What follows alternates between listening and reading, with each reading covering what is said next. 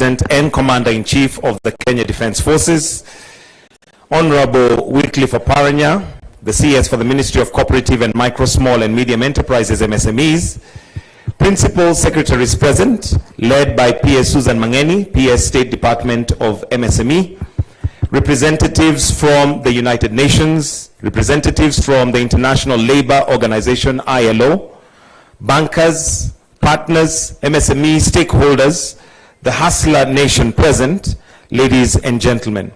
Your Excellency, this morning, we gather to celebrate the United Nations International MSME, celebrated under the theme, Enhancing the Role of MSME as Drivers of Sustainable Growth and Innovation.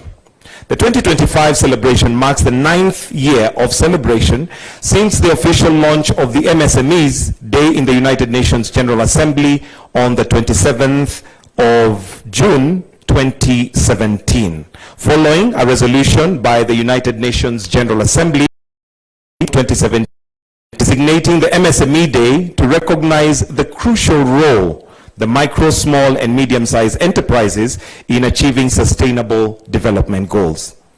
And allow me at this point, Your Excellency, to invite Tito Arunga, who is representing the United Nations, just to make some few opening remarks. Tumpigie makofi tafadhali akija to make some brief remarks. Welcome.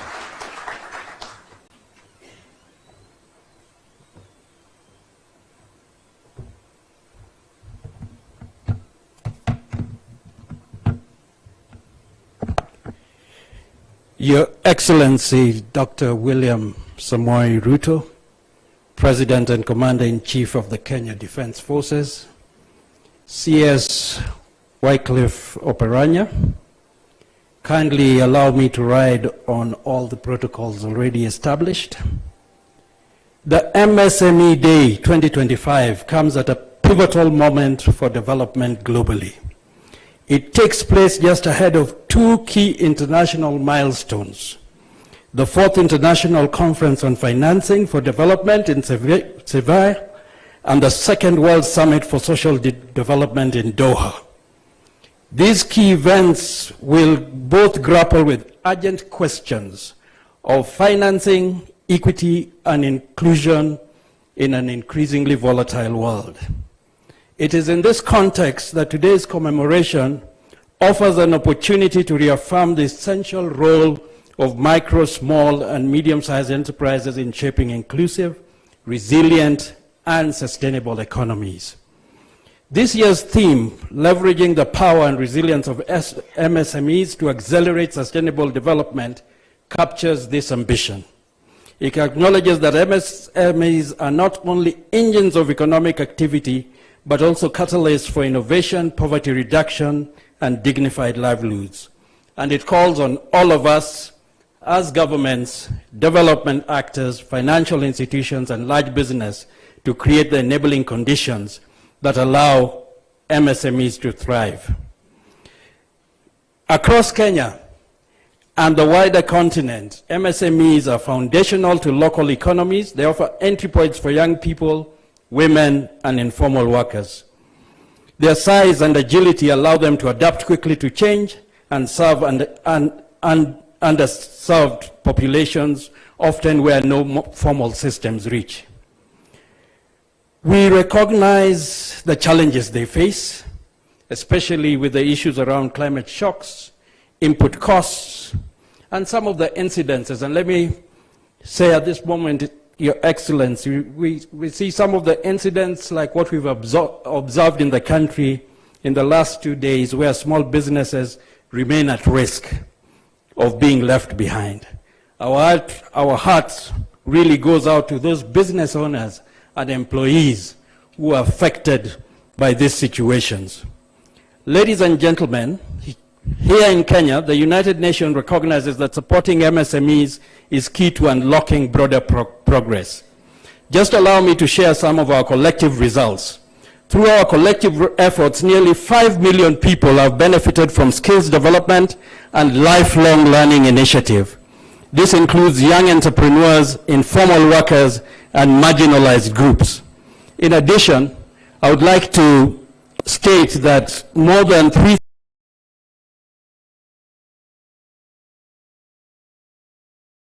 6,500 refugees have also been trained in trades such as welding and mechanics and opening new enterprises. And we also really support and we really acknowledge what the Kenya government has done in supporting MSMEs, and we recognize and have been there to support the prior learning policy, which I think is a very powerful tool, which has allowed over 1,200 informal workers to have their skills certified. This not only opened doors to higher value opportunities, but helps to close formal recognition within these enterprises. So the UN is collaborating with Kenya and our partners, governments such as the Swedish, Canadian, the Rockefeller Foundations, the MasterCard Foundation, in seeing how to create more opportunities and ensuring that no one is left behind. To conclude, allow me to close and leave you with three reflections. First, why does Africa continue to record some of the highest returns on investment globally? Yet our entrepreneurs face some of the highest costs of capital and most risk-averse lending environments. Secondly, how do we harness Africa's digital momentum to support small businesses in rural and informal economies, not just through apps, but through equity in access and digital literacy? And thirdly, how do we build smarter, more coordinated partnerships that maximize every shilling invested in MSMEs, and those at the bottom of the economic pyramid? I would like to say with these three questions, and I really, Your Excellency, for the first time I had the opportunity of standing next to you and seeing how you engage businesses, how you engage the partners in government, and see how do we connect the dots and make things happen for MSMEs. I want to congratulate you for this. It was an excellent observation. I will go back and share and say that, you know, these practical steps are the steps that are going to bring change for our country. And Your Excellency, I bring you the warmest greetings of Dr. Stephen Jackson, our resident coordinator, along with the heads of agencies, including the head of FAO, Madam Tipo, who were not able to make it, but they send their warmest regards to you. Thank you.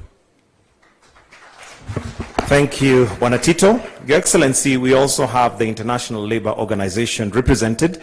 And allow me at this point to now call on Caroline Njuki, the Chief Technical Advisor, to also make some brief remarks. Tumpigie makofi akija. Welcome.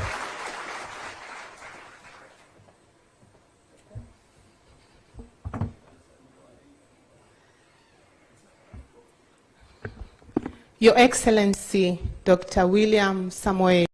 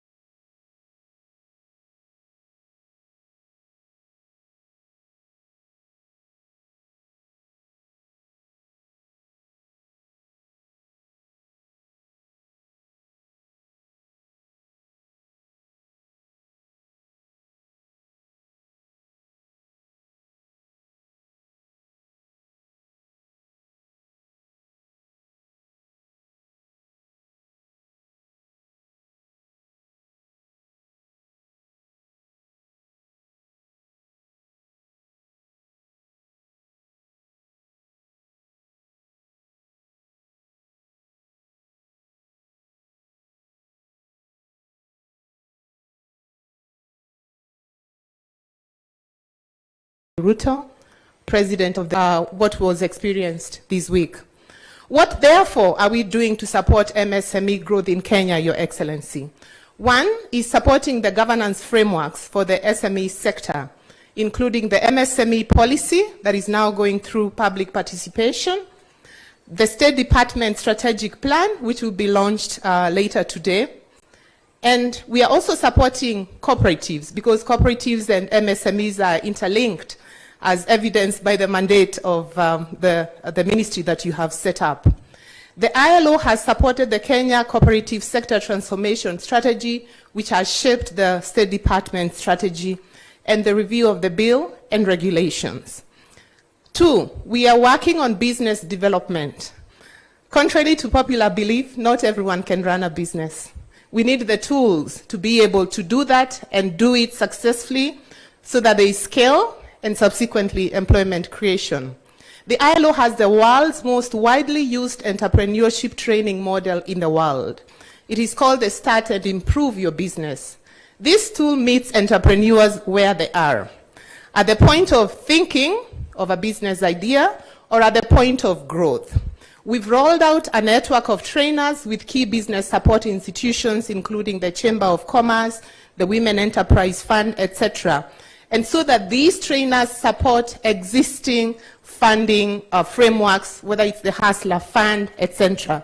And these we also accompany with financial literacy, so that when people get their Hustler Fund, when they fully at whatever time, that this is actually going towards not just consumerism, but also growth of business. We are also supporting transitions from informality to formality, working closely with the Juakali Federation, the Chambers of Commerce.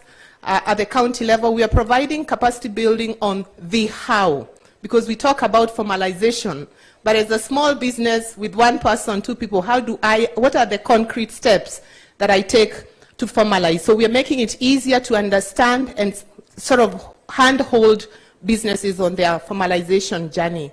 Ultimately, formalization of businesses opens up doors to accessing finance, increased productivity, access to markets, and more, but also very importantly, decent jobs.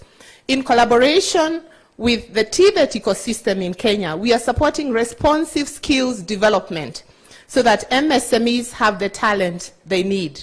If we are pressing oil, do we actually know how to press it? And do we have substantial talent to develop that? Your Excellency, ladies and gentlemen, the ILO commits to sustain its technical and financial support to Kenya's MSME sector towards more and decent jobs. Happy World MSME Day, and asanteni sana. Thank you very much, Ms. Njuki. Your Excellency, we'll now transition to the panel discussion. But before that, Your Excellency, sir, Embu University have a song that they wrote specifically for MSMEs, known as Biashara Ndogo. So at this point, I'll ask that the choir stand up and present the song. The song is Biashara Ndogo. And Your Excellency, this is of course in cognizance with how intentional you are with the creative economy. And therefore, we thought it would be prudent to give them a chance and an opportunity to present their song. So Embu University Choir, Biashara Ndogo.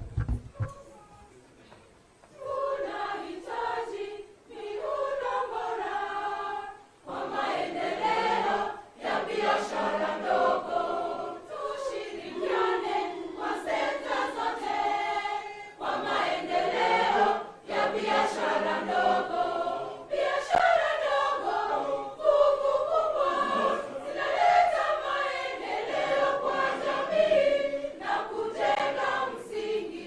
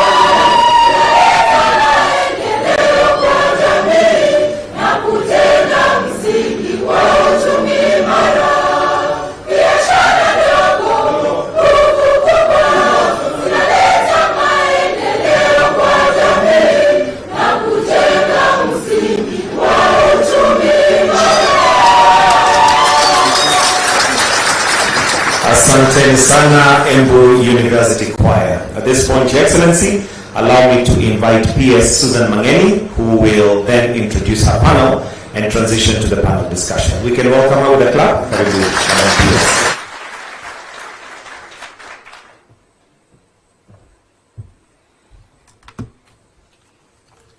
Thank you, Your Excellency, the President of the Republic of Kenya, Dr. William Samoei Ruto, my Waziri,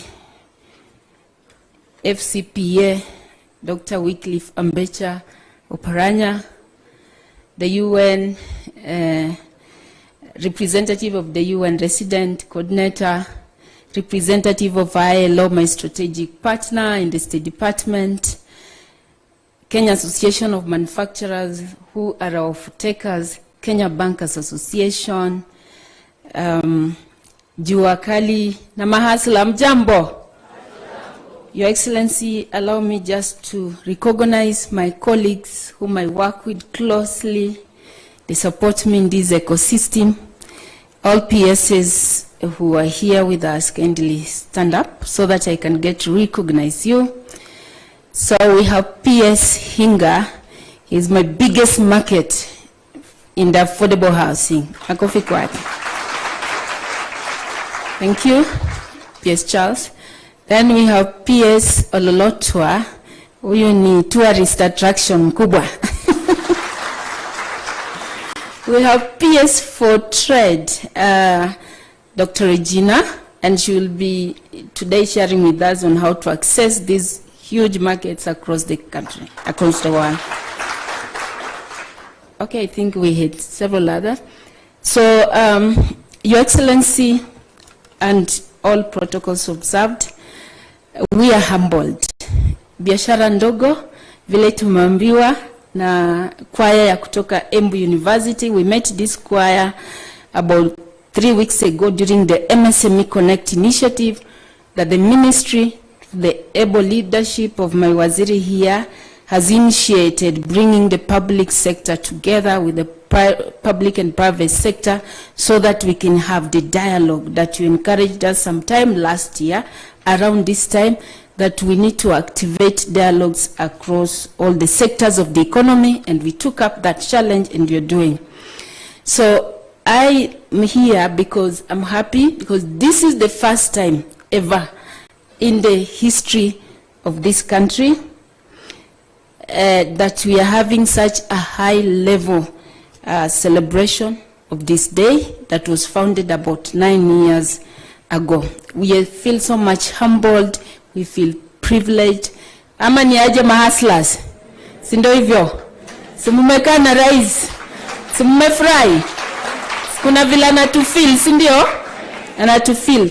So, but what you expect of this day today is that we have an ecosystem, and we want to thank you, because when a story will be told of this administration, 1,000 years to come, the biggest chapter and the largest chapter in that story will be your renewed focus and the increased attention that you have given to the sector of MSME. Do you agree with me? Because by designating a whole ministry and your leadership since independence just to focus mambo MSME, asubuhi naamka MSME, sasabu naamka MSME, jioni naamka MSME, it shows that indeed you meant it when you say we needed to change on how we develop this country and start focusing on building our economy from the bottom of the economic pyramid, the bottom-up economic transformation agenda.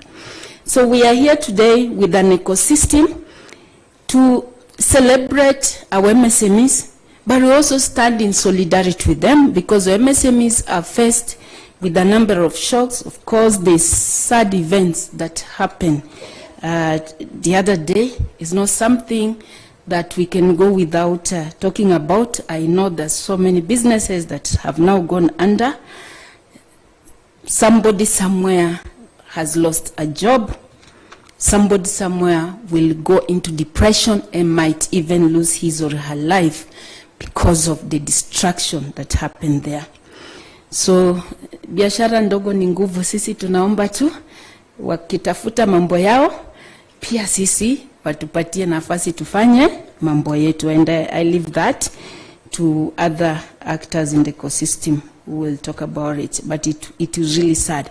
But we also celebrate you. Today we are going to share opportunities which are there. We take stock of what we've done, the government, the private sector, the development partners, and our endeavors in establishing a very supportive ecosystem that will promote growth and development of our MSME. So while doing that also, we are going, Your Excellency, for the first time to launch the inaugural State Department strategic plan, which is a master plan. It's actually a master plan because of the level of participation, the input that has come from across the MSME sector. ILO have spoken about it. We had everybody making input. So it's going not just a strategic plan for the State Department, but it's going to guide and inform the MSME sector, the ecosystem, on what we need to do to support MSME. So we expect to learn, and we are privileged that you will be launching our strategic plan. And therefore, in recognition of the robust ecosystem, and they are willing to support us, allow me now to invite my panel, and it's a dialogue. Your Excellency, this is a dialogue. At some point, we may actually ask you also, because you also to share with us what your government, what our government has in store for MSME. So allow me to ask the first panel to walk in the stage. Representative from CFO, come please. It's a 30 minutes. It's a dialogue. You challenge us to dialogue, every economic sectors to engage in some sort of dialogue. His name is Tobias Orlando. Makofi kwake. Allow me to call in the CEO for Kenya Bankers Association. Makofi. Allow me also to call in the representative, the gentleman in charge of SME banking, Equity Bank. Where are you? Makofi. Allow me to call in the PS for housing, my biggest market ever in the last 2 years. PS Charles Hinga. Allow me also to invite the PS for trade, who will help us to see how do we facilitate trade to happen across borders. Dr. Regina. Then, last but not least, the Juakali Nguvu. Karibu, Nguvu Kazi. The CEO for Juakali.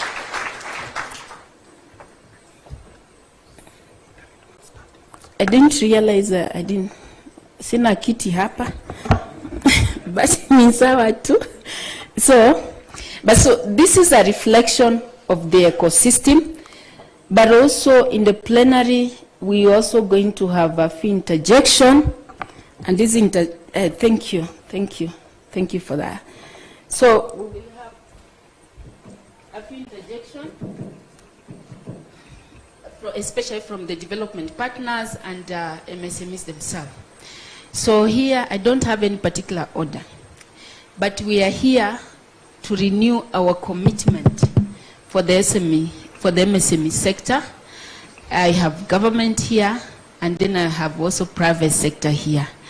I want to begin by Kenya Bankers Association. And my question to you is that the ecosystem to be complete, we must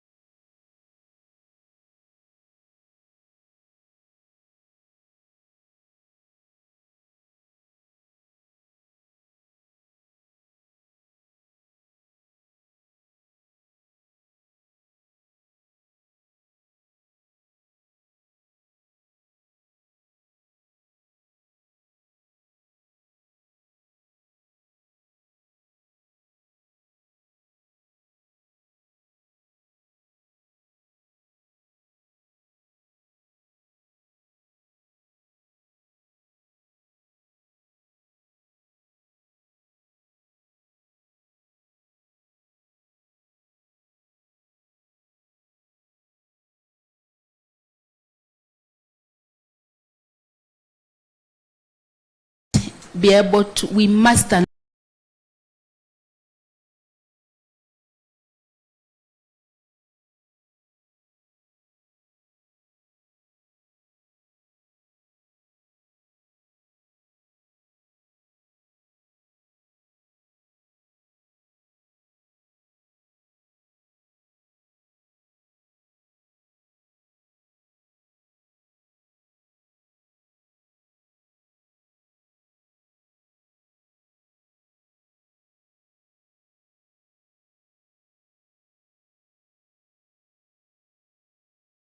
with central bank to be able to ensure that we have an assessment tool to assess you better and ensure that you can be able to get affordable credit from our local banks. Thank you.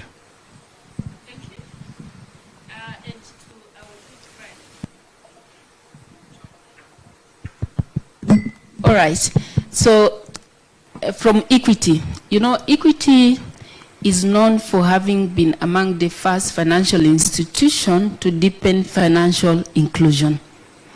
Our recent conversation with Dr. Mwangi, who is the group CEO for Equity, revealed that it's only 60% of your financing goes to business. Only 6% of your financing. So most of those loans are going for other personal users.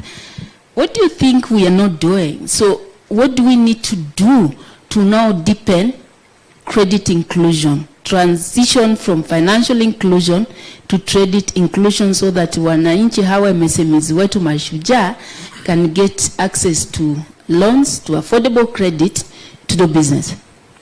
Thank you, Madam PS, Your Excellency. This is Colin Sonyonyi, Director SME at Equity Bank, Kenya. I'll start by just trying to debrief on the numbers. So if you look at Equity Bank this year, we've reached out to 757,000 MSMEs, just reaching out to give them a view of what SMEs can do. We've trained 652,372 SMEs. We've then given funding to 350,140.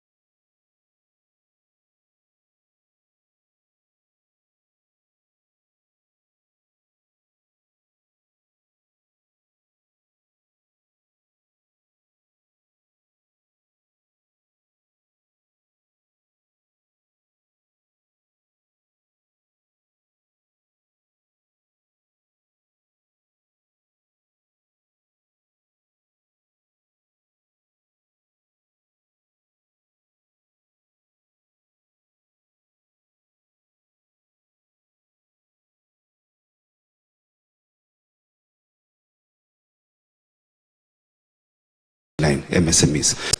counties, we are subdividing the land and putting up real estate.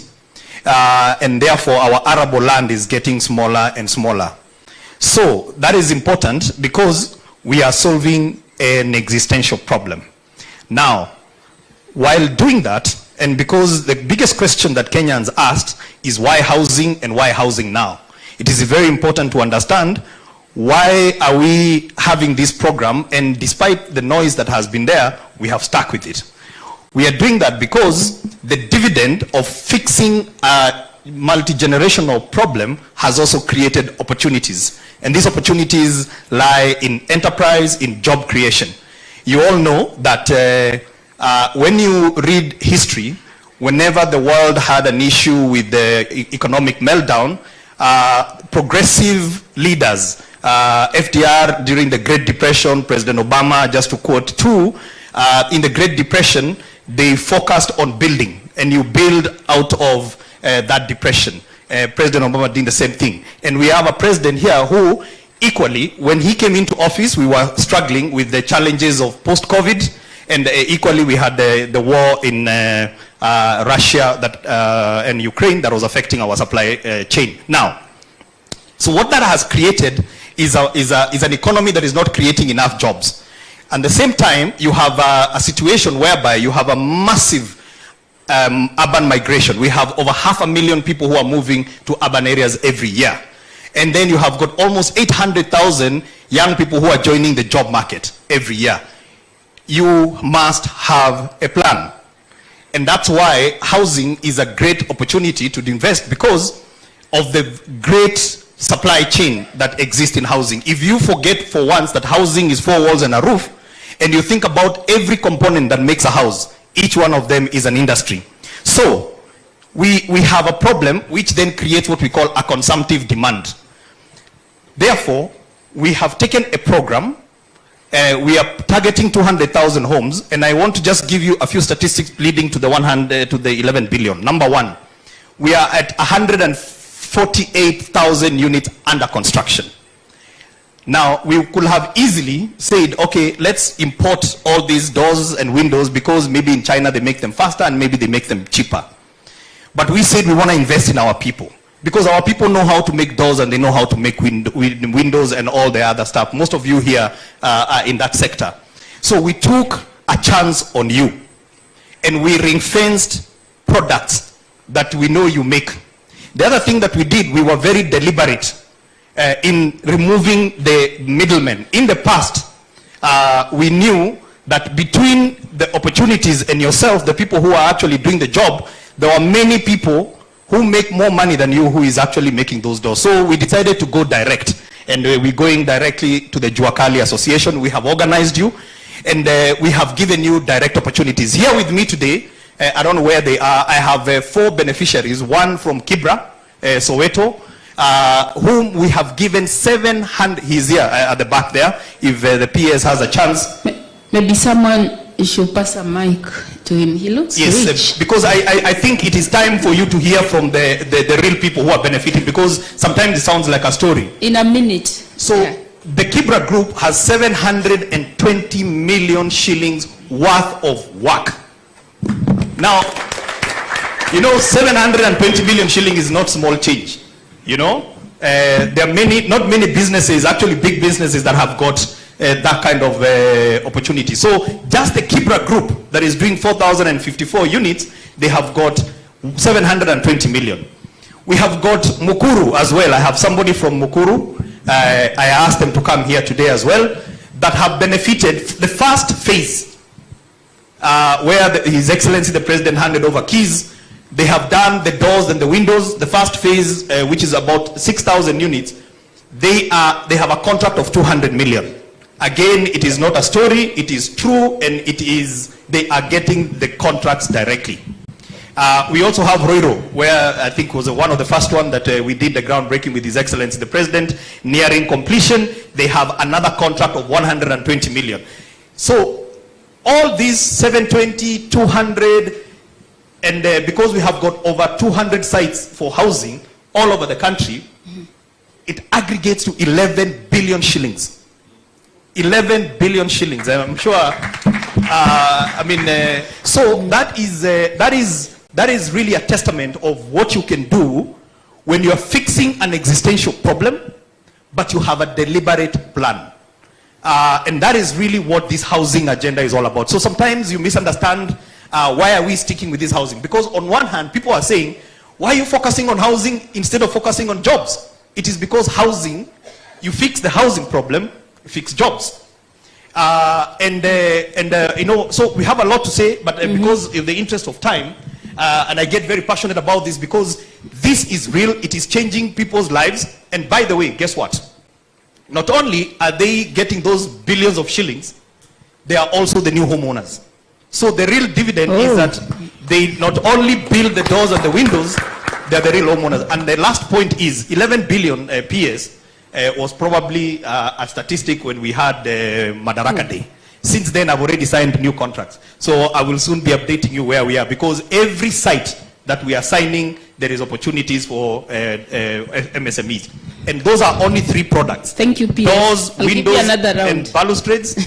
But Your Excellency, we have got 69 products. So we've only tested 3 products, and we already have 11 billion. Can you imagine how this country will look when we roll out the 69 products? Thank you. Sorry for taking too much time. I had to add you some more minutes because I'm going to knock at your door with my Juakali. You are a huge market. You said how many billion again? Thank you. So can we get to hear from Juakali, person there, just in a minute, tell us what is your experience, how are you accessing finance, because they are here. These people today, they need to tell us how they are going to support you. Yeah. Thank you so much. My name is Akal Aura. I'm a welder from Kibra High-Rise. This is where we have a pilot project of the 4,515 units that are ongoing. I, myself, and my team, we were able to secure a contract worth 720 million. That is for the first time that has ever happened in our country, something that has never happened before. I thank Your Excellency. I'm not new in your face. I know when this contract was being given, you handed it over to me, you yourself. I really appreciate this. Thank you so much. Thank you. Thank you. So, we've been able to, I and my team have been able to. So who is financing you? We are getting loans from the SMEs, from the banks. We've been able to access this. At what interest rate? Allow me to ask. 18%. This is the conversation. We are getting it at 18%. 18%. KBA. This is something. we are making a request. We're making a request in terms of the interest. We're really crying that if you. Thank you. Please, Lloyd. I'm sure Your Excellency, you will come in on that, because 2.5 years ago you sat with this Wakurugenzi and you agreed we can really get to push this credit to a single digit. And I think this is a conversation that we are going to have. Thank you very much. Let's clap for him. Now, Hinga, and arising from the opportunities that you have talked about, I'm just asking, is the same arrangement happening across the country? I mean, if I go to Kitale, if I go to Isiolo, if I go to Mandera, are the Juakali in those areas gaining access to this opportunity, or are we importing Juakali from Nairobi? It is happening in every site. In fact, PS Susan, I want to challenge you because I am doing a housing scheme in your backyard in Funyula. And I would like you to testify because I know you are on site. The Juakalis in Funyula have the same work. I go as far as Mabera, near the border of Kenya and Tanzania. By the way, this program, we are implementing it already in 44 out of 47 counties. The 3 counties that were remaining, Turkana, Marsabit, and Elgeyo Marakwet, and West Pokot, they have been advertised. So even those Juakalis in Turkana, Marsabit, and West Pokot, you are also going to be benefiting in the next 2 or so months. Thank you. So let's clap for PS. Now, edible oil value chain, and this I'm coming to the Kenya Association of Manufacture. Every year we spend close to 150 billion. People spend in the industry to import the edible oil, raw materials, sesame, soya beans, sunflowers, palm oil. Yet these are traditional value chain. What are you doing? What are you doing in terms of working out on our local supply system so that we give this huge opportunity? Even if they can get to retain 50% of that amount, it will go into people's pocket. What is it that you're doing in that space as of taker? Thank you very much. I think it is an important conversation to ensure that we can source locally the raw material, which is edible oil, and process it here. Under what we call agriculture for industry is a pillar that is dear to us, and we are in conversation with different ministries, Ministry of Trade and Ministry of Agriculture and the Council of Governors, because right now there are already existing manufacturers who have identified potential areas where we can grow sunflower and the other edible products. Is just to provide that conducive linkage with the farmers in those areas to plant the crop. Then we will come in as off-takers. And for this to happen, we need the government and the county government to take action in terms of linking with the farmers and providing the necessary seeds. What we are guaranteeing is that we are going to provide of taking. We've also had a conversation with the different banks from the private sector to see how they can support these farmers so that they are guaranteed that when we take those seeds, edible oil seeds, then they are going to be paid. So I'm seeing it is an opportunity that it can happen. We just need to enhance those efforts and make it happen here in Kenya, because it is indeed possible. PS trade. Every time we see our president having diplomatic and bilateral engagement, we are seeing a market. We are right now implementing the FCFTA. Tell us what opportunities exist there for some of our MSMEs also to take, or rather to trade be across the border. The other day we signed the economic partnership with EU. How are we actualizing that? Because it's one thing to sign on the paper, it's another thing to really get to maximize on that opportunity. What is it that we are doing in your sector? Thank you, Susan and Your Excellency. This is a situation that we are finding ourselves in at a time when we actually had not the best economic situation, having gone through COVID, having gone through all those global issues that were happening. But through your leadership, we have seen a full understanding of the value of concentrating on micro, small enterprises to actually be the productive sector of the economy and move away from thinking more around consumption. And in that case, therefore, I have seen that through my State Department, we have been able to actually get us to push the agenda of ensuring that domestic trade works for its citizens. Hence the really big push for the macro and small scale industries, so that there's a lot of production around value addition, making our products more competitive and fetching higher prices in the markets out there. This therefore means that when we are going into entering agreements with the European Union, the UAE, the Africa Continental Trade Agreement, we are really focusing on ensuring that we stop taking to the market our raw materials, but send to the market the value-added products that we are producing locally. Hence the reason why today is a very important day for us, because we are really getting to get the MSMEs to understand that they can not only produce for the domestic market, but there's potential for them to actually export out there. So, Your Excellency, your move for really getting us to focus on a market-oriented kind of economy, where we make sure we protect our local industries, but empower our industries to produce so that they're able to satisfy the local demand as well as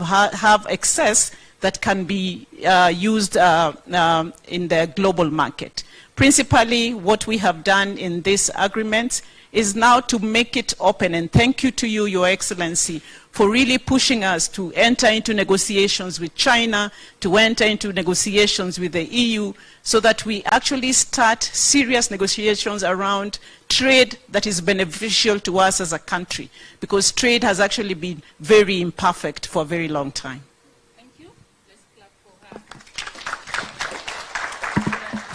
And I'm just thinking deeply and looking at Kenyan Association of Manufacturers. I think you need to work closely with her so that we see how to maximize on these opportunities. Yes, yeah. I confirm we've been working closely with the ministry.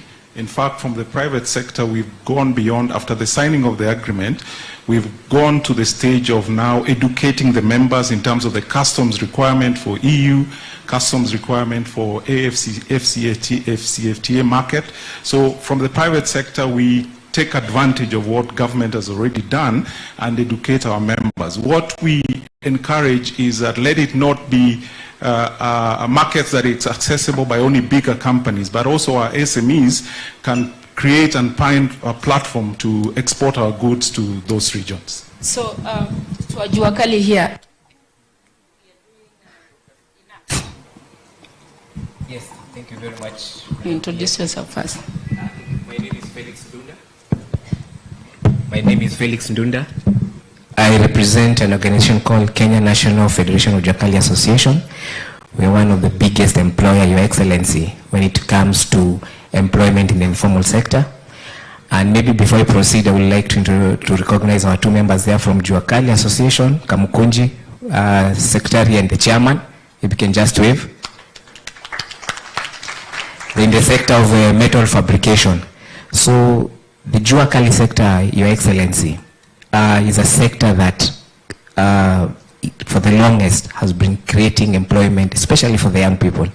And I can tell you, you are truly talking to right now. I'm also an artist and I do leather shoes, like the one I'm wearing here. And I'll also, your next pair, I can be able to do it for you. So that shows that the Juakali sector, we are skilled. And right now we are running several initiatives. One called RPL, it's called Recognition of Prior Learning, whereby we are certifying our artisans based on the experience they have. And mostly we are doing that through the affordable housing. And I want to reiterate what the PS Hinga said, that yes, this affordable housing is a true story. It is not a story ajaba. And you can see most of our members are being able to plug into the affordable housing. The issue here is one of the hindrances that we are facing as a Juakali sector when it comes to the affordable housing is easy access to credit, whereby we'd like the banks to look at us as a financial potential, not financial risk. Because you see, the affordable housing has been able to open up opportunities, especially for the young people, whereby not only building the houses, also they can be able to own it. And right now as a federation, we have taken a step forward whereby in 2022, we did sign an MOU together with KCB Bank and KCB Foundation to be able to offer what I call tailor-made financial credit to our members. And very soon, Madam PS and Your Excellency, we are moving forward with KCB, whereby each and every member, wherever they are in every association, they will be able to get a credit limit so that can be able to push their business forward. And I want to thank you very much, Your Excellency. Since your leadership, we are working very closely with your government through the State Department for MSME, and whereby now Juakali sector, we are on the table when the decisions are made. And we want to thank you very much, also working closely with our state agencies like Msme, Wezo Fund and the rest. And also the sector has sent me to highlight to you that we have been working very closely with Msme, and we are part of the process that did an act to create Msme. We have been sitting in the board of Msme for a while, but right now we have no representation. So maybe you can consider that. Thank you.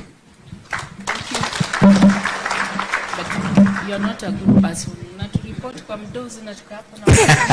Sijachoma. So allow me, I have a hustler in the room. alisema ameniandikia noti hapa akasema ako na kitu ya kusema. Mike, where is this hustler? Someone pass the mic to this hustler.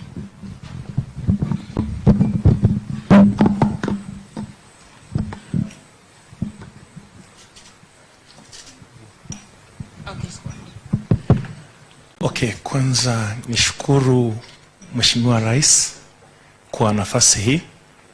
Majina yangu ni Kevin Amateshe Ahonya. Mimi ni mfanyabiashara. Nimekuwa for business for 20 years now. Jua kali. I deal with ladies shoes that has sustained my family for 20 years. On 24th, I was self-employed, and on 25th, I was forced to be among the jobless because of what happened. And as we speak right now, I don't know what to say, because now my children that have been taken care of, expecting them to be among the panelists there, their dreams are in danger. My prayer is that as much as Mheshimiwa Rais is making effort to employ as many as he can, let's understand not all people will be accommodated. We have those who are self-employed, who depend on their effort. I wake every day at 5. I sleep at 11 daily to make sure that I sustain my family and I don't involve myself in crime. And that's why up to now, I have never been handcuffed with a single police for these many years that I have been in business. I've been able to take care of my family comfortably. But now, because of what I don't know to term it, if it's a politics or what, through the demonstration that was there, my place of work was burned to ashes. I work at Koja Stage on the building called Lord's House, where all our businesses were burned to ashes. And as I speak now, Mheshimiwa Rais, I have nowhere to start from. I will be happy if I can leave this room with a hope for my future and my children and my fellow hustlers that we hustle together with them. Thank you. We feel you. We cry with you. But most importantly, we are here system, I think, led by Our Excellency the President, and we'll figure out on how to support the businesses to recover. Thank you. Your Excellency, you have an interjection? Thank you very much. I really feel for my friend who just, Kevin, who's just talked. I will speak to that later, but you can count on my support as we go forward. But let me speak to the earlier issue that was raised by both P.S. Hinga and my friend Carl, my friend Carl here.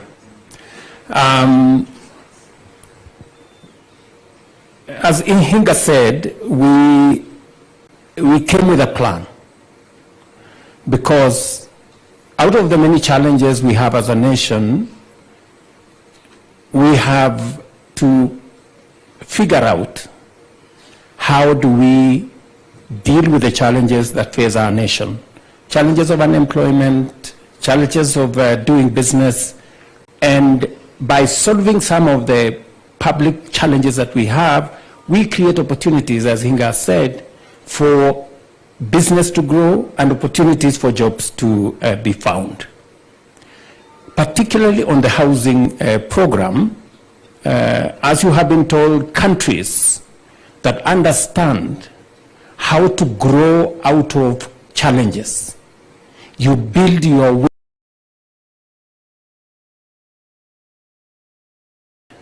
how to grow out of challenges. you build your way out of situations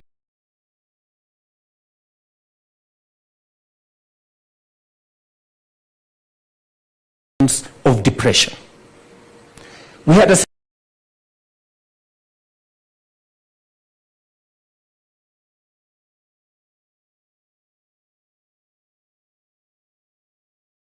because of what we have done, we have not only created 250,000 jobs, as I talk to you, physically in the construction sites. We have 200 construction sites across Kenya. We have architects, engineers, quantity surveyors, masons, carpenters, electricians, name them, working. But we also have people like Carl here, people who are in the Juakali sector. Juakali sector was never organized. I have listened to them. And many of them are saying you get a window one day, a door another day, you stay for 2-3 weeks, you haven't found something to do. And it becomes, the earnings become so intermittent that somebody cannot sustain a livelihood. So what did we do with housing? We decided that this Juakali sector, we're going to formalize it. We're going to give them contracts. And when we designed the whole housing program, we made it intentional and deliberate that we are going to give a separate contract to the contractor who is doing the civil works. We are going to have a separate contract for all the other products, including doors and windows and hinges and everything else that we have in that space. And it was easier for us to give a whole contract to one contractor, and they would import all these things from everywhere. But our identification of the Juakali sector was intentional because we wanted to create enterprise locally. We wanted to create jobs and support jobs locally. Many people did not believe that the Juakali would do this. But I can tell you today that we do not have a single Chinese contractor doing our affordable housing. We have all local contractors. All of them. 200 housing, 200 sites, 148,000 housing units are being built by local contractors. That's number one. Number two, the Juakali that was informal, the Juakali that nobody believed in and did not have quality products, we have sat down with them and we have told them we're going to give you a contract. I remember when the initial, we put together the people in Dagoretti Corner, in Ngong Road and Kamkunji and Kariobangi, and they didn't even have a name. So they came up with what was it? Ngogamka, because it was Ngong Road, Kamkunji and Kariobangi, you know? And they wondered how this was going to happen. So number one, we standardized the windows. You cannot, in our affordable housing plan, because the way to produce products in mass is to make sure that they are standardized. So we have standardized all the windows, we have standardized all the doors, and we have standardized all the other products so that it becomes easy for the Juakali sector to produce them in mass. And once we have trained them to do a certain product and they have gotten the skill, they do not have to change the skill every moment. So today, Carl and all the other people in the Juakali sector know that a window is this size. And by the way, Juakali is not synonymous with low quality. Today, our Juakali sector are producing good quality products because we have insisted. And we told them very clearly that although we want to support you, we are not going to compromise on quality. You must make the right quality product. And you know what? We have the best human capital anywhere in the world. The Juakali today is measuring up to what we could have imported from anywhere else in the world. And they are continuously improving. And when we said we are going to work with the Juakali sector, people thought it was a joke. When we gave the first contract, I remember, Hinga, when we went to Ruto, and we gave a contract of 120 million shillings to the Juakali sector to make windows and hinges and doors for our project in Ruto. Even themselves, they were wondering how this is going to happen. But they have delivered, and the project in Ruto is complete. In fact, we will be going to give out the houses shortly. Carl here and his team, they have put together the whole Juakali sector around Soweto in Kibra. They have shared the windows, they've shared the hinges, they've shared the doors, and they now have a contract of 720 million. Is that true, Carl? How much? Is it 7,200? 720 million shillings. These Juakali people. A contract of 720 million would ordinarily be funded by the World Bank or something, because it's such a big contract. But now these Juakali people are doing it. And as Hinga said, it is not just in Soweto. In the 200 sites we have across Kenya, in our 44 counties so far, we have Juakali sector working with us with contracts to produce for our affordable housing program and for our markets and for the hostels we are building. Let me just speak to one final thing that was said by Carl. And he said, we are borrowing money from the banks at 18%, you know? And the banks are here, and they are my friends. And we have had this conversation. They told me, the problem, Mr. President, is that government is borrowing at 16%. So if government is borrowing at 16%, we cannot lend lower to the private sector. I have worked on the economy, and I am very proud of what we have achieved in stabilizing the economy. We brought down inflation from 9.6% to 3.8%. We brought down the exchange rate from 165, now we are at 129.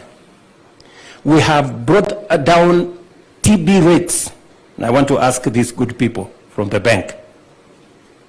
We brought down the borrowing of government on treasury bills from 16% where we were when we had the conversation. Now the TB rate is 8.5% from 15. Your interest rates to Carl is still at 18%. Please explain to me. You know? I mean, that's the question, you know?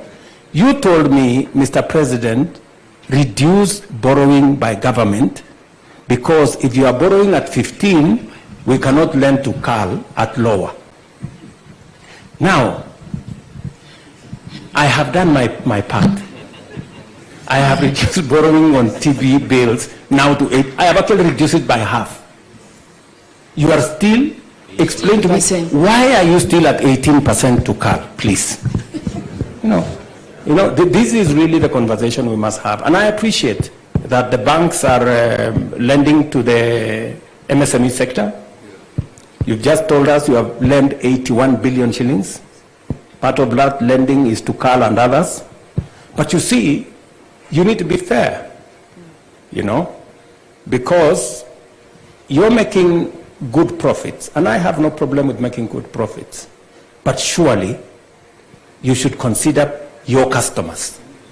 I think we must be deliberate about reducing interest rates. And the public is asking, the governor of Central Bank, Kamau Thuge, has been discussing with banks, and banks have told us, oh, you know, we are going to reduce interest rates, oh, you know, we are going to reduce interest rates. We want you to match what you're saying with what you do, so that the sector can benefit more. And for your information, apart from cutting down on our expenditures and reducing borrowing from the market so that we can reduce rates, we've built more reserves. You know, the reason why we made a decision as government, and I drove that decision of saying, let us do more savings. Today, I can proudly tell the country that we have improved our public savings from 320 billion in 2022. We are now closing to 600 billion before the end of this year. So, and as we improve our savings, we will make it easier for resources to be available, to be lent, patient money to be lent, and then we can manage the interest rates to come down, so that people like Carl and all these other people in the Juakali sector can borrow at lower interest rates. Finally, it shouldn't be the place of government to lend the money. It is the place of banks. But you know, because the banks are stuck, now we have KIE, we're trying to manage interest rates at 10%. We have Hustler Fund at 8%. We're trying to do all manner of interventions, because the people who are supposed to do this, my good brother from Equity Bank, you need to do it better. And we are going to work with you to see how we can do it better. So I just thought maybe I should intervene just on that issue of being deliberate about creating jobs and supporting the MSME sector, and also trying to see how we can bring down interest rates so that they can employ more people, they can do better, and they can earn from their living and expand their enterprises and grow our economy. Thank you, Your Excellency. I think our financial partners, you've taken that challenge, and the push is to get to single-digit interest rates. When we had a conversation with Equity, you said now you understand the Hustler Fund, and you're willing to graduate within that collateral frameworks that we discussed. Maybe just a minute on that. Thank you.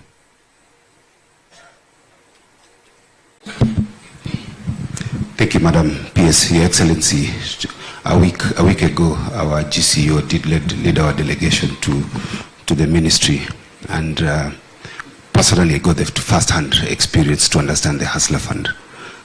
When I say you talk about Hustler Fund on TV, and what Madam PS told me, I got, if I had to do an exam, I'll get A in that exam.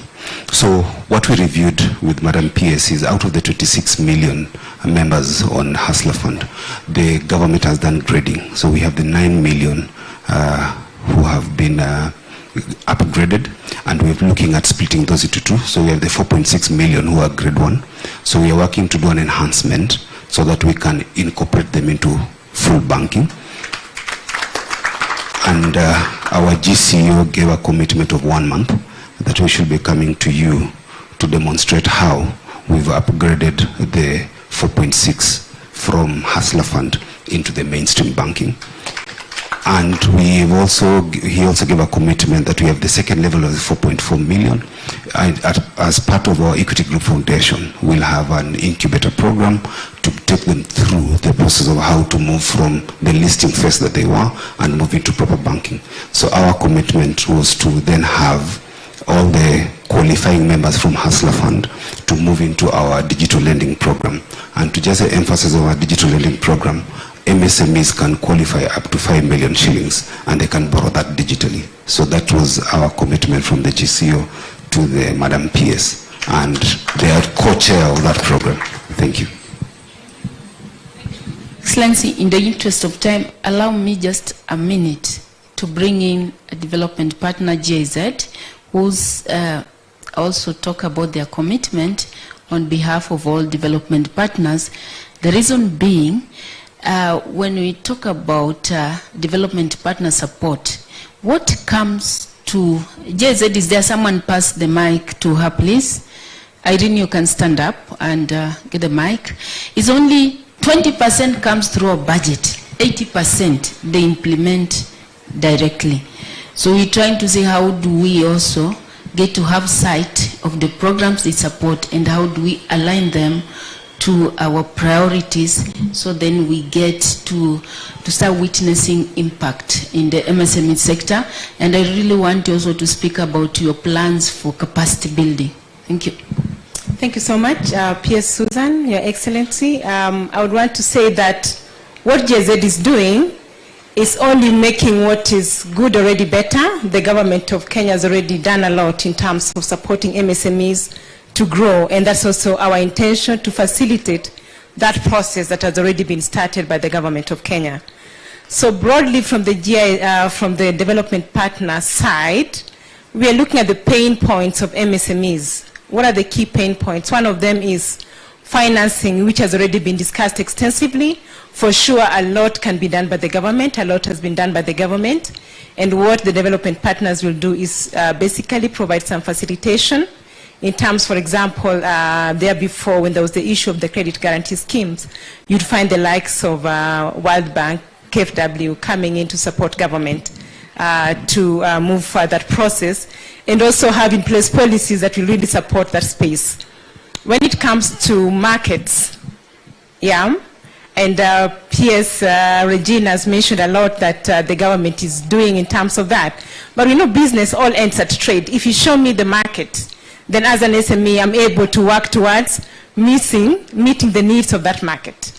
And what GIZ is doing and other development partners is supporting the Kenyan MSMEs through the government of Kenya to exploit markets both internal and external in the region and also in other countries like US and also in Europe. PS Susan, if I was to talk about also the bit about capacity development, I'll delve deeper into it when I'm talking about what GIZ does. Again, ILO has already said what they do, and also GIZ and others are also working in that space, but I'll talk more about that. And maybe a fourth one, if you look at our SMEs, there's also the bit about innovation.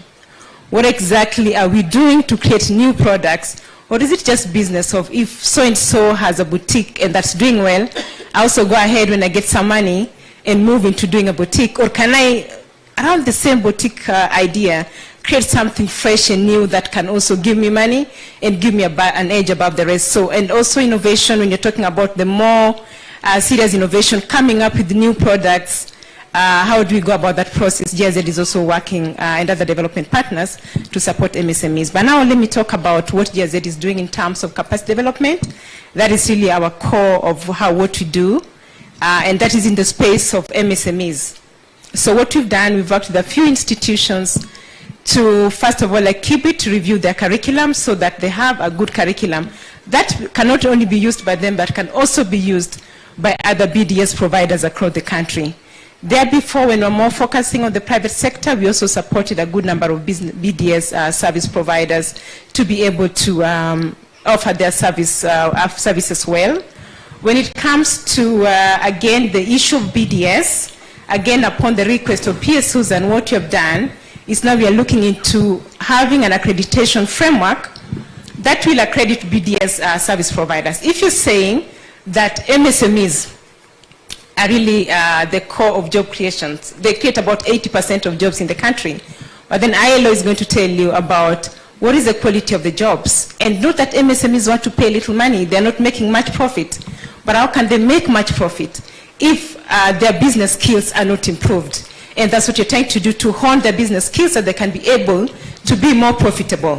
So in terms of that, PS Susan, like you said, there's the accreditation framework that we're doing.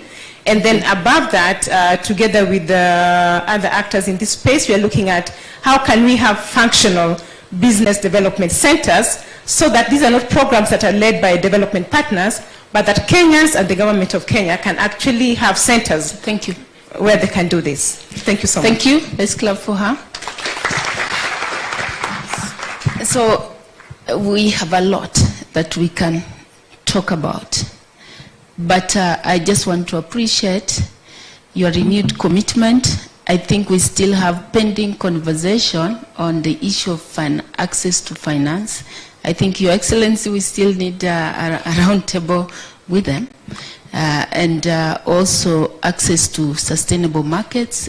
We'll be taking that forward. And from our side as government, we have His Excellency the President, who is also going to share the key milestone and what we are going to do looking into the future. And to MSMEs, from where we sit, we want to say the door is open, we are there, let's keep on talking, and let's keep on seeing how we can be able to support your business to grow. Thank you very much. Let's give another round of applause to our panelists. So, munaweza enda. Hivyo tu. Hivyo tu. Asanteni. You know, and Hinga, you and this man of equity sit together to see how we can bring that interest rates and then we increase the uptake. Asanteni sana. Tuwapigie makofi wakitetu. So just allow me now.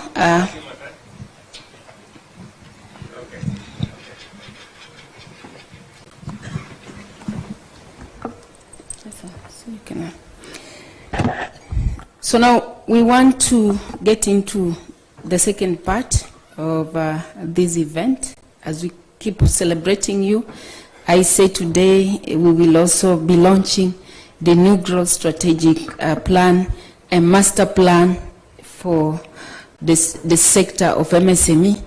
Your Excellency, with your permission, if I don't acknowledge certain people in this room, then my life will be at risk. The CEOs just stand up.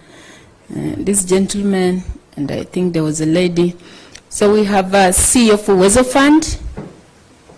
Mpigeni makofi. These people have money, by the way. They have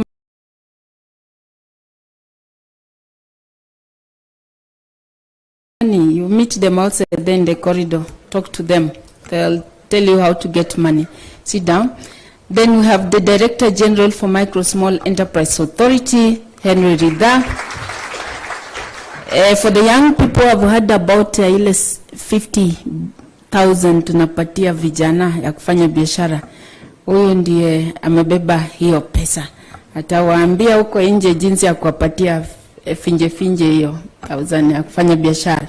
50,000. And then we have the Acting Managing Director of Kenya Industrial Estate, who's been supporting our industries to grow, especially the cottage industries, Charles Mativo, makofi kwake. I have Secretary for MSME, Mohamed Doyo, just stand up wa applaud. At least niko na mfanyikazi kidogo. The boards of our various boards, just stand up, want to acknowledge you. Just stand up so that we can clap for you. Okay, we have the board of Uwezo Fund, the board of KI, the board of MSEA, the board of Hustler Fund. Iko wapi? Muko. Walikuwa nasema Hustler Fund haina board, ni kwa simu tu, si muko? Sawa, makofi kwenyu. And of course the various chairs of the board, I say thank you for coming and for making this day become this much outstanding. I'm so happy mimi ni mama yenu wa Hustler, mimi ndo nawashikia huko. So allow me to invite waziri wetu, Waziri Wycliffe Ambecha Oparanya, akuje pia. He will invite His Excellency the President and then we'll pick it up from there. Asante, makofi kwake.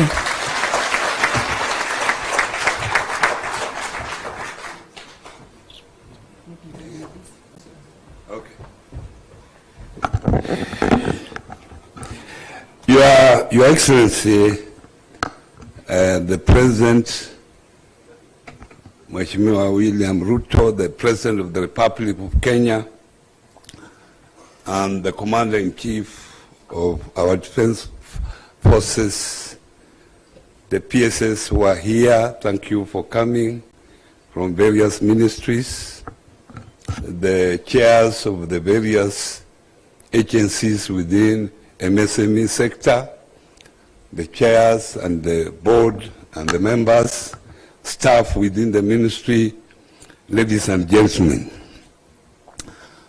First of all, let me appreciate you, Your Excellency, for sparing time to come to be with us this very important day of the World Micro, Small and Medium Enterprises Day 2025. We know you are a busy person, but you have accepted to be here. It shows how focused you are on this particular sector, because this is the only sector that is going to create jobs, decent jobs for our people, and create wealth for our people. Your Excellency, you remember when you were out there moving around, one of the major problems that you saw when you talked to those entrepreneurs was actually finance. Finance has been a major problem. And as you have said, this is the work of the private sector. Private sector, in one way or another, they are trying. Sometimes they announce they have this support, and it takes time for us to see that particular support. But we are happy that through your intervention, we have Kenya Industrial Estate. It has done very well in areas of manufacturing. And that particular institution agency, Your Excellency, we need support, because they are operating on a turnover of 3 billion only. For a country like this, we need more support in that. I know there are other funds like UESO Fund, Women Fund, Youth Fund, which support groups, because these groups cannot go to the bank. If a bank manager heard that a group is out there waiting for me, you will wonder, are they lost? Because they will not be listened to. But you have been able to support these particular funds, and I'm happy that now the government is committed in bringing together these funds so that we have a robust financial system that can support this, this particular sector. And also, you bringing up the issue of credit guarantee to de-risk these small businesses, so that also the banks can now lend to them, because they will be sure that there is at least a guarantee to some level. Their money is guaranteed. And also the Hustler Fund. Hustler Fund, for information and excellence, has done very well. You remember very well, I was one of the persons when I was the other side, saying that Musilipe Hustler Fund, how can you borrow 100 shillings? When I came in, I realized how important it was, because I encountered one youth who told me, actually, these 100 shillings I borrow for my lunch, nikiwa kwa mjengo. When it is in the evening I'm paid, I pay back. I'm paid 500 shillings, I pay back the 100 shillings, and then now I'm able to use the 400 for other things. So I realized this is a good idea that you came up with, and we will also require more funding within the Hustler Fund. And the fact that the bridging loan now is doing very well, you have a credit limit of 150 that you can borrow. Now, as a ministry, when we came in, we have come together as a ministry, because this particular sector is big. Out of the 20 million employable Kenyans, 15 of them, 15 million are within this sector. But where are these people? So where are these small businesses? Even Nairobi only. So we have come up with MSME Connect, which, Your Excellency, we launched on 14th March. So that as a government, we create a platform where all stakeholders within this sector, there are over 30, where I chair that particular committee, they are able to bring their problems, so that as a government, we know what is their problem, in which area do we focus on to create an enabling environment for them. We had the first meeting here on 14th March, and 2 weeks ago, we had a meeting in Meru. And that's how the product of our meeting is this choir that is entertaining us. We were able to meet them there, and we invited them for this particular function. And our next focus, we are going to Mombasa in 3 weeks' time for the same purpose. That is the MSME Connect. Now, on savings, part of our responsibility is to mobilize Kenyans to save. You have already said, Your Excellency, that now Kenyans have saved 300 billion, now they are on 600 billion. But most of them are through the formal structures, those who are in employment. But now as a ministry, we are emphasizing the issue of savings within the informal sector. And within the informal sector, those who are able to enter into hustler fund, there is a component that you save for your future. Because even if you are in informal sector, you will reach a time that you will retire. So we have that arrangement that you can save through hustler fund, and we can also save informally. There is already an organization established by His Excellency the President called NEST that you can use to save informally when you are in the informal sector. Market access, you heard market access is an issue, and I wanted to bring to the attention of this gathering that we are going to have a big conference here. It's called the East African Community Trade Fair that brings together all MSMEs. It is a big function.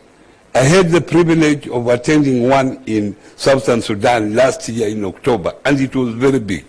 We are grateful that it's now coming to Kenya, and it will be there around November. So you prepare to bring what you produce so that you are able to exhibit and also connect with other people in the East African community. That is now networking, and as Kenyans, we expand the market.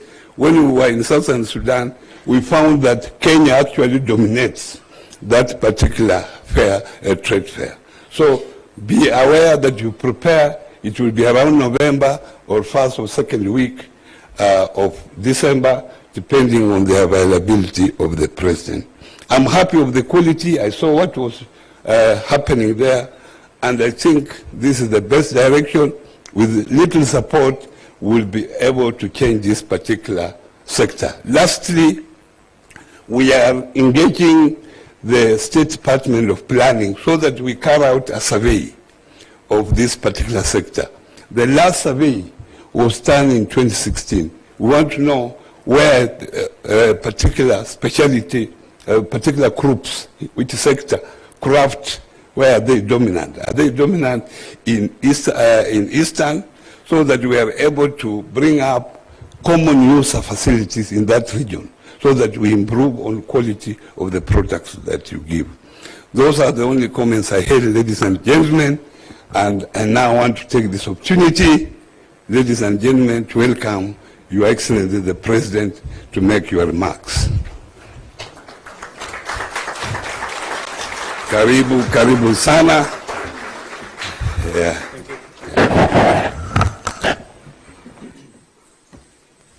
Thank you very much, Waziri. Please, let's take our seats. Asanteni sana.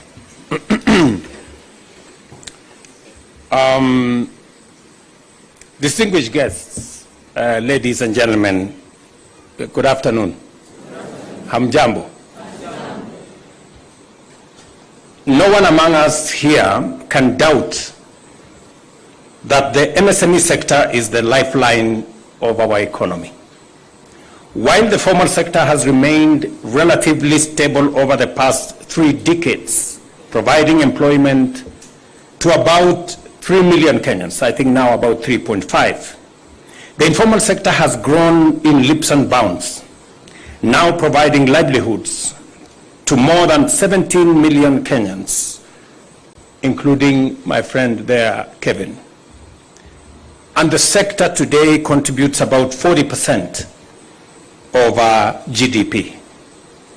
As government, we recognize the immense potential of MSMEs to generate jobs, provide livelihoods, and sustain our citizens. That is why MSMEs are one of the 5 core pillars of the bottom-up economic transformation agenda.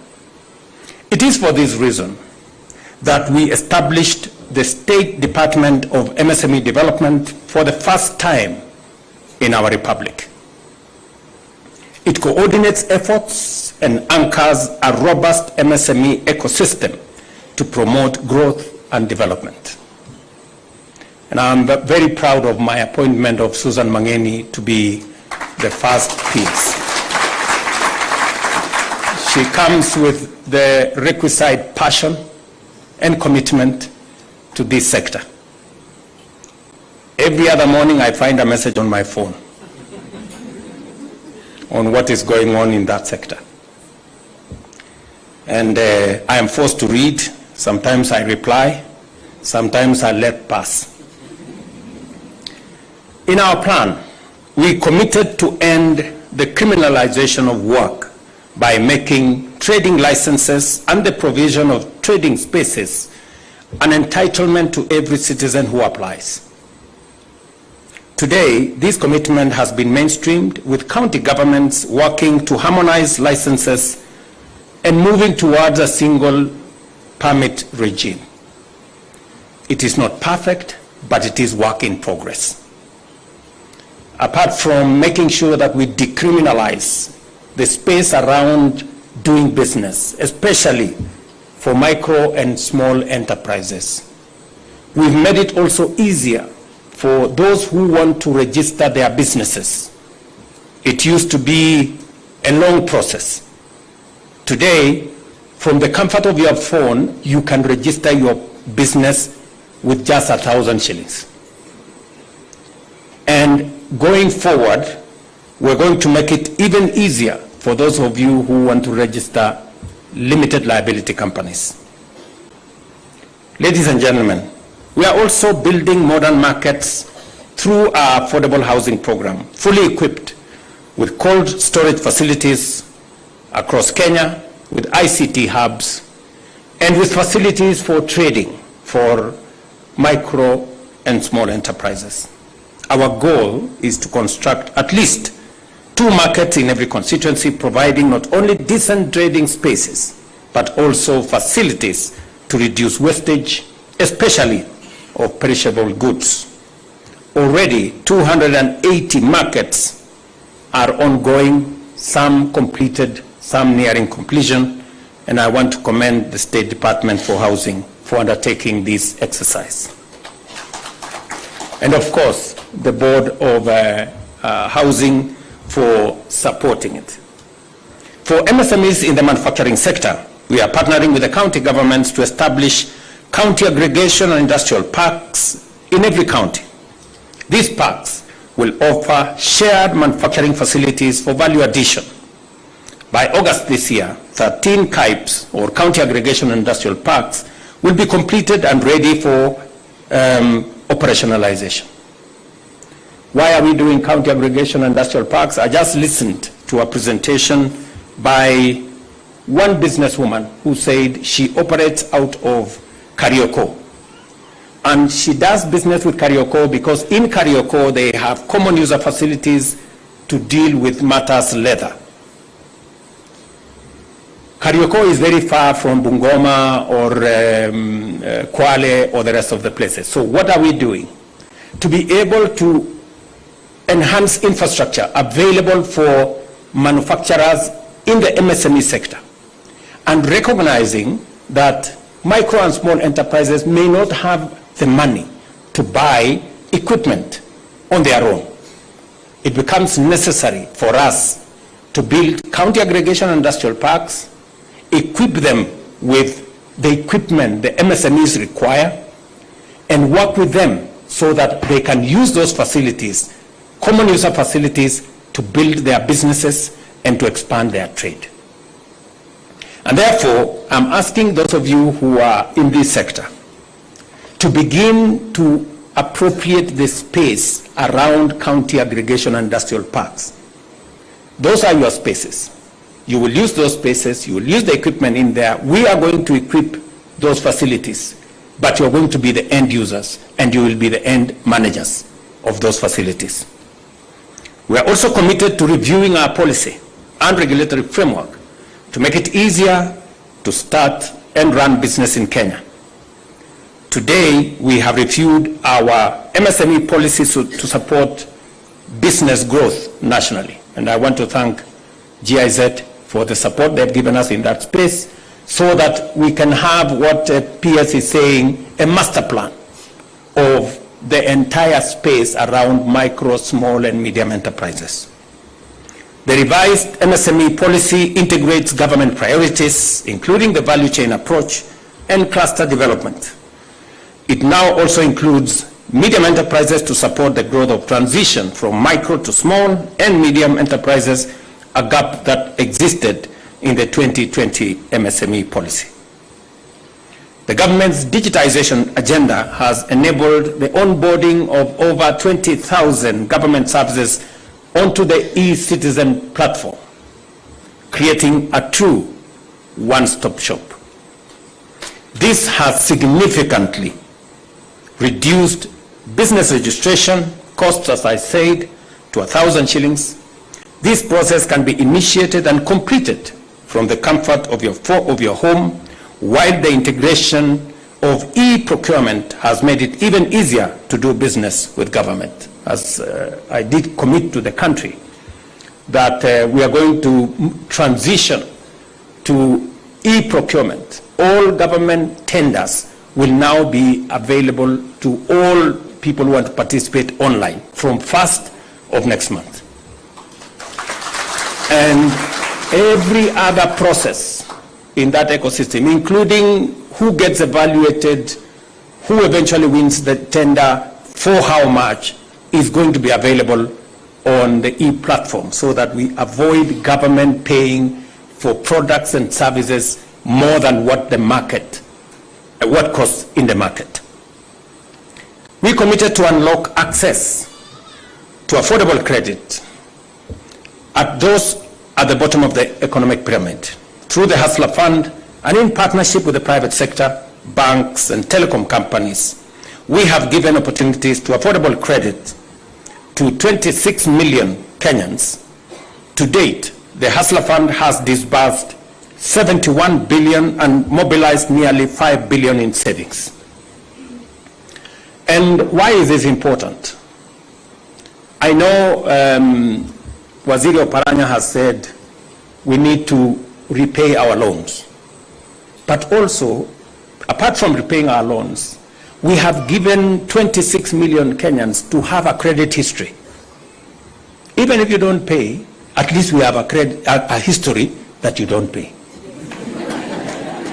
It is still good enough, you know, for the next person. That this person normally pays, this other one does not pay. So we have at least brought a credit history to everybody. Of the 26 million people, they now have a credit history, which is a good thing. And you know, the positive thing about a credit history is that you can improve it. You know, you may have not a very good credit history today, but you have an opportunity to repair it. You know, tomorrow you can repair it, and progressively, when you see the need to repair it, you will then discover that it is good to have good behavior in borrowing and lending and repaying. And because now we have, you know, count yourself lucky that you may have run away with 100 or 200 or 500 shillings, but you have an opportunity further down the road, you know, to use that borrowing history to improve on your credit rating. There are those who have not paid. Their benefit is they have a credit history. There are those who are paying. About 7 million of them were now working with the banks. And I was very happy to listen to my good friend from Equity Bank, that they're now working at splitting those who are paying, about 7 million of them, into two. And now they are assessing how we can transition these people into formal banking. They can be considered now in the formal banking space, something that was not available to banks in the past. Today, the banks can look at the borrowers in the Hustler Fund and begin to, work with them towards graduating them, training them, and making them bankable. There are about 2 million who wake up every day, borrow from the Hustler Fund, and pay. There are those who now have been graduated into the bridge loan. There are people today on the Hustler Fund who borrow 5,000, 10,000, 20,000, up to 150,000 without any collateral. Their collateral is just their good manners of paying and repaying, credit history. And we are slowly changing collateral, and that was the intention of Hustler Fund. We are slowly changing collateral from having a title deed or a logbook to having a credit history upon which you can borrow and you can be lent money. So the choice is yours. You can make whatever choice you want, but now you have an opportunity to choose. At least you have options, right? You have an option to have just a credit history, which is good. You also have an option of borrowing and paying in small amounts. You have an option of graduating yourself to the next level, and you have an option of doing business around that space. The reason why I came up with the Hustler Fund was because I found 7 million Kenyans on credit rating bureaus. We had 7 million Kenyans on CRBs. I don't know whether you remember that. And they could not transact anywhere. They could not transact in any platform because they had been flagged. If you want to go to the bank, they say this man is a bad person. If you want to go anywhere, they say this lady is not good. So we removed 7 million Kenyans from the credit rating bureaus, transitioned them to a new platform where you are not condemned, but you are given a chance to either be a good person or remain around there, but nobody is condemning you. Today, we don't have people who are denied services because they are condemned by credit rating bureaus, except for those who decided to go back. As I said, the innovative 9-band Hustler behavioral credit rating system, crystallized from Hustler Fund experience, is enabling good borrowers to graduate to higher loan limits based on their credit ratings, marking a shift from conventional collateral-based lending, where you needed to have a logbook or a title or something else to be able to be given money. Now, just by having a good credit rating, you can actually access resources. Even as we take stock of these achievements today, we acknowledge that much more remains to be done to unlock the full potential of the MSME sector in creating secure and sustainable jobs for the many young people entering our job market every year. Through initiatives such as the National Youth Opportunities Towards Advancement Nyota program, which supports youth entrepreneurship with capacity building and seed capital, the Kenya Jobs Economic Transformation Program, normally known as Kicc, which aims to boost enterprise competitiveness and productivity to generate quality and sustainable jobs for our youth.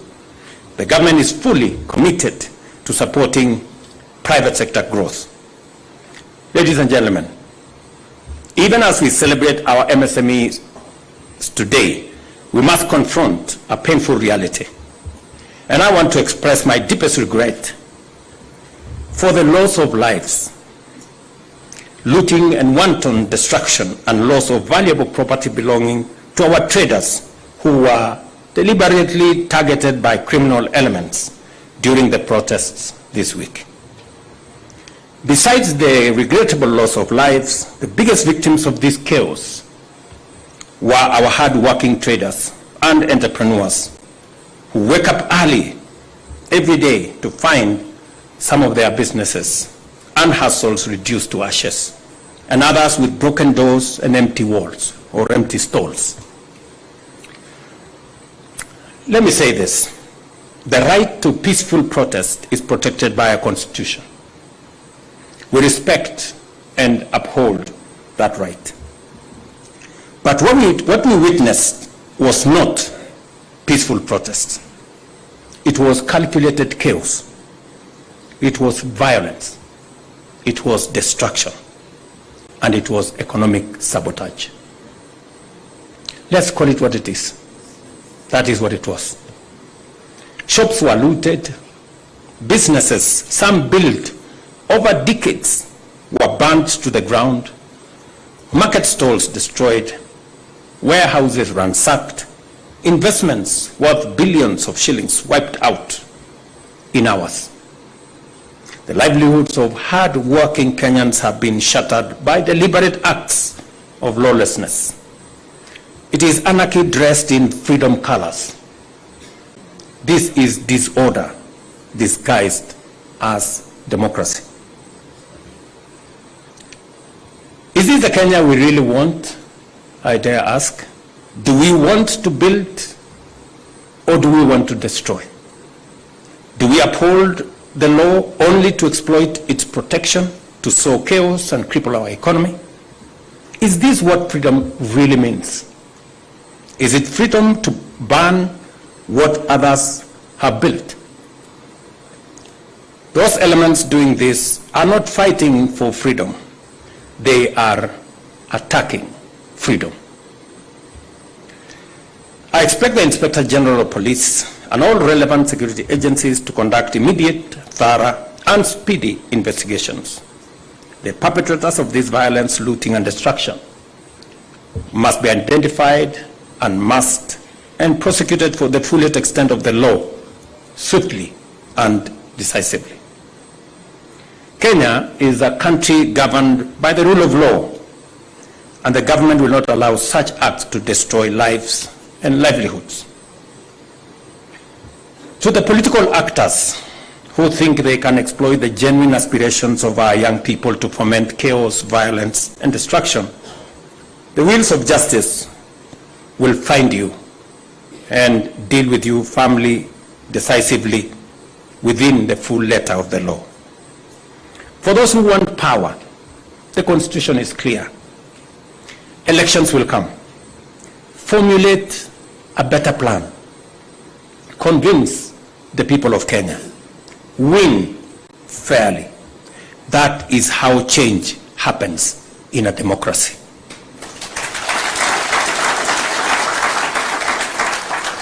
Replacing a working plan that you may not like with no plan or with hate and violence will only make things worse, not better. And let me say this for the avoidance of any doubt. I know many families are hurting because they have lost loved ones. I know many families are hurting because they have lost life savings and done so without reason. For the MSME sector, the sector that I speak to here, which contributes 80-85% of our jobs, we have 17 million Kenyans working in this site, in this space. We have done what we think is a plan that helps move our country to the next level. I deliberately set up the State Department for MSME. It wasn't there. And I deliberately set it up because I believe this sector holds a big potential for our country. We have aligned policy. We have decriminalized the MSME sector. We are formalizing the MSME sector. We are saying registration of the MSME sector must be made simple. It must be easy for somebody to register their business.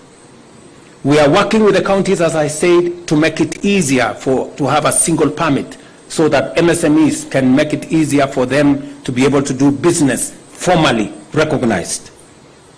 I have said we went out of our way to get many people who were condemned in the CRBs to exit them with a hustler fund, and we are giving them credit at 8%. They were paying 300% per year. We brought it down from 300% per year to 8% per year. We have 26 million Kenyans in that space today, enjoying credit history, enjoying credit, and transitioning them further. In fact, we are now working with the World Bank and other partners to see how in that hustler fund ecosystem, we are working on identifying at least 100,000 micro enterprises so that we can give each and every one of those 100,000 micro enterprises 50,000 grant to be able to scale up their businesses. That good man there is working on it. Okay? As part of graduating businesses from a smaller threshold to the next threshold. As I have said, we are building 400 markets nationally.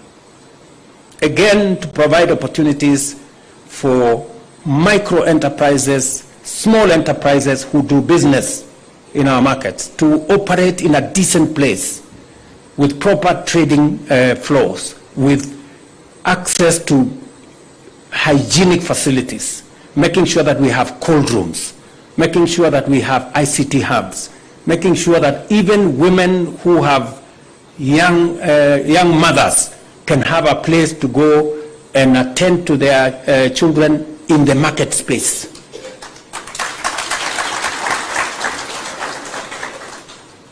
We are, as I said, working on common user facilities, county aggregation and industrial parks, recognizing that not every small trader has the money to buy the equipment for them to manufacture the things they want to manufacture. That is why we are consolidating, aggregating in a county aggregation and industrial park so that we can equip those parks with the necessary equipment so that our micro and small, medium enterprises can carry out their manufacturing in these facilities as they are doing in Karioko here, and be able to improve their products, be able to improve their markets, and be able to access even better markets.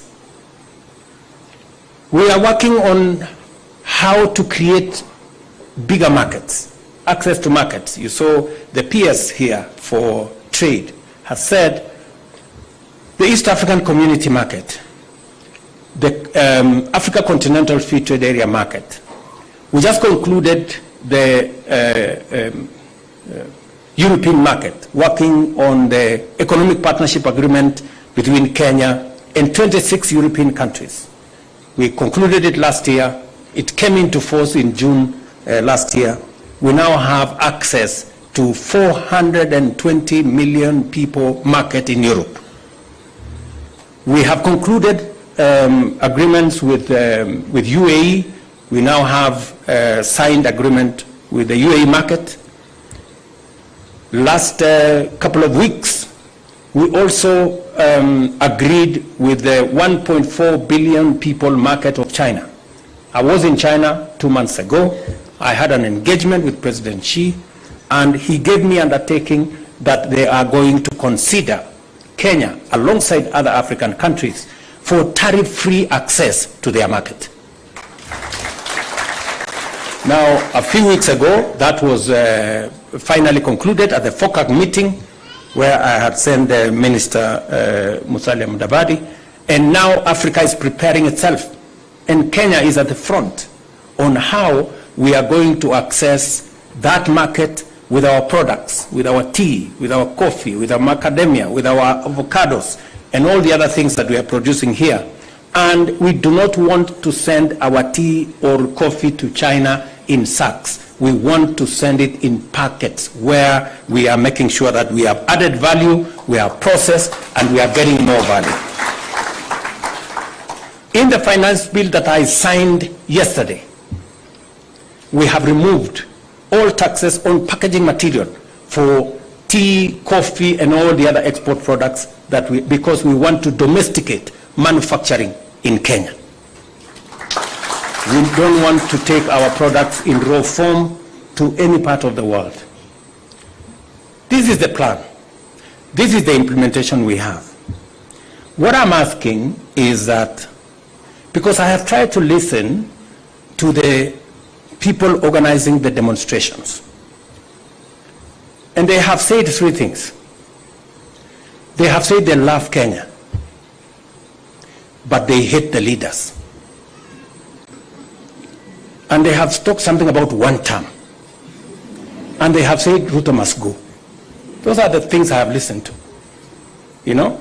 And therefore, I want to ask them this. Because if you truly love Kenya, as you say, don't ban your country.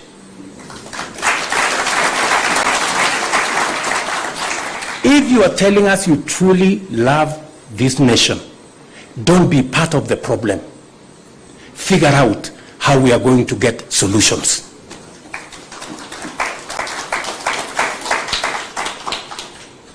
If you hate the leaders, I want to tell you, hate brings conflict. Conflict brings violence. Violence is not a solution to unemployment, is not a solution to any of the challenges that Kenya is facing. So, if your strategy is anchored on hate for other people, for leaders, how are you going to provide a solution for our nation? If your protest and demonstration is anchored on hate for others, we must be honest, we must be candid with ourselves as a nation, because what is going on in these streets, people think it is fashionable because there take selfies, post on social media. I want to tell you, if we continue that way, they will finish with the small enterprises in downtown. They will move. They will be in Kileleshwa. They will be in Lavington. They will be in Karen. They will be everywhere. And we shortly will not have a country. I don't know whether that is the direction we want to go. And if it's a question of terms, the Constitution already has sorted out and settled the issue of terms. Terms are limited. You can either be one term, you can be two term. Maximum. You cannot have more than that. So what is this craze about terms? The Constitution already provides for those terms. So please, let us look for the solutions of our challenges. And solutions cannot be found in terms. Solutions are found in strategy and a plan. And if it is Ruto must go, tell me how you want me to go. What? You know, I mean, let's be honest with ourselves. What do you mean? What do you mean by Ruto must go? How do I go? Because we have a constitution in place, dear people, right? Yes. If you want Ruto to go, please, my simple advice to you, look for a better plan. convince the people of Kenya that you have a better plan. This one of mine has created 250,000 jobs in the housing sector. Look for one that creates 500,000. This one of mine, I have brought down the cost of unga from 240 to 160. Look for one that brings it to 50. Violence will not. Anarchy will not. It will not sort out our country. Let us not fool ourselves. So, let's be honest to one another. I have listened to what these people are saying. So, if you want Ruto to go, please do the honorable thing, you know. Develop a better plan than the one I have. Yes. The one that creates more jobs than the one I have. The one that brings down the cost of living than the one I have. The one that creates more opportunities for the young people of Kenya than the one that exists. You know, do not tell us that you hate so-and-so. This one must go. That one must have this term or the other. And you have no strategy. I have said you cannot replace a plan that is working that you don't like with no plan. The only thing you have, you are armed with hate and violence. And then you want us to agree with you? Really? Please. There are very few fools in Kenya. They persuade us. If you persuade us, you know, I can also go and concentrate on farming and help in food security. You know, if you have a better plan, but don't ban the country for heaven's sake. We don't have another country.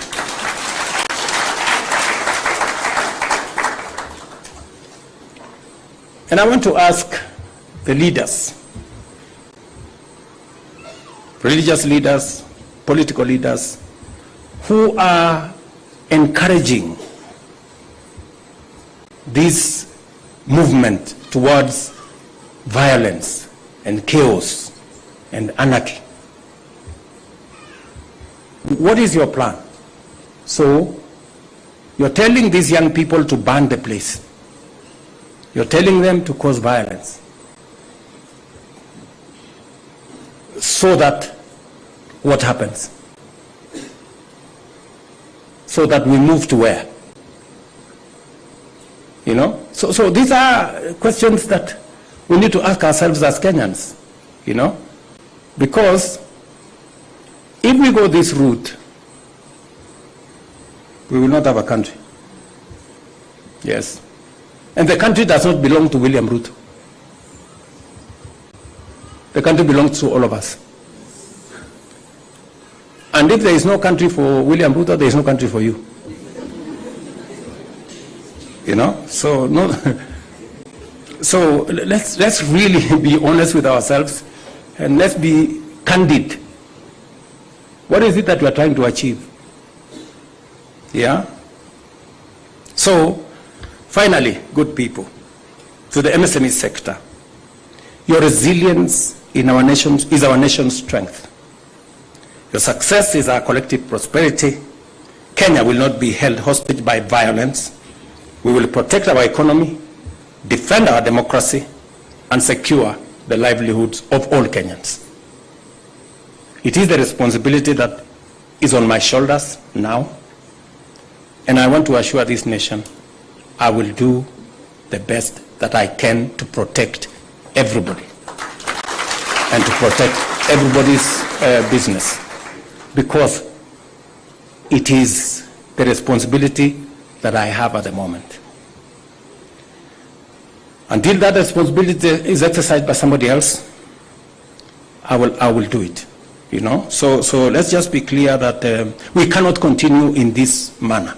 We have to find another way of doing business. We cannot continue this way. It is not possible. We cannot continue to have people like Kevin. You know, we had many people with jobs on 24th. On 25th, their jobs went up in flames. We had many people with businesses on 24th. Today, they are living in squalor. They don't know what to do next. You know, and there are people who are telling us, oh, you know, 25th was very successful. Really? It was successful? With people having died? With so many people hurt? With so many businesses destroyed? With many businesses up in flames? Was it successful? We are going to answer those questions as we go forward. So, good people, let me say I am very happy that I came to participate in this international celebration of MSMEs, because if there was a place for us to participate, it is in this space, because it carries 80% of our working people in the Republic of Kenya. We will continue to work with you. We will continue to build the structures to support this space, and God willing, we are going to make it better. Asanteni sana, and God bless you. Thank you. Thank you very much, Your Excellency, for that wonderful and reflective speech. Your Excellency, if I may request that we remain on stage. Let's take our seats, please. Allow me to invite the CS, the PS, Susan. Let's also have the two gentlemen who will be representing the hustlers. We also are going to witness the launch of the strategic plan, the MSME Development Strategic Plan. Results, we to your right. So if we can kindly have the buzzer brought to stage. If we can have the buzzer brought.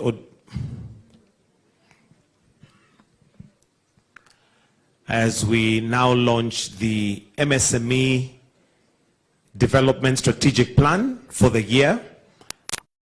We're done, you can see. And at the count of 3, we shall then press the buzzer, and the strategic plan is to the right. So, Your Excellency, you're welcome to just go. Let's flank him as he's there in 3, 2, 1. And let's press the buzzer, and there you go.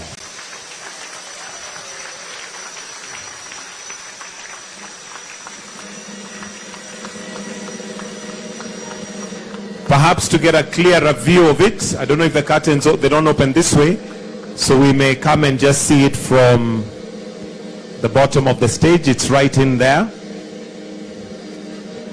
Your Excellency, you're welcome to just come and stand from here and see it as we come to the end